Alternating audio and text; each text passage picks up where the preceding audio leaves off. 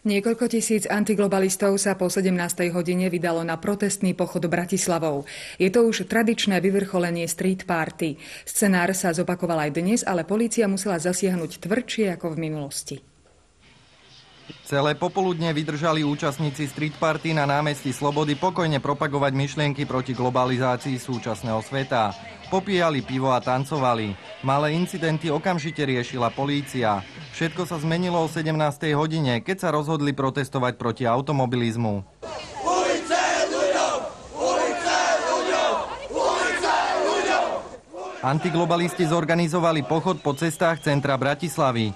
Necelá stovka policajtov zastavila dopravu, takže sa tisíckam demonštrantov podarilo prejsť až po Račianske mýto. Tu už bola situácia nezvládnutelná. Polícia musela použiť aj slzný plyn.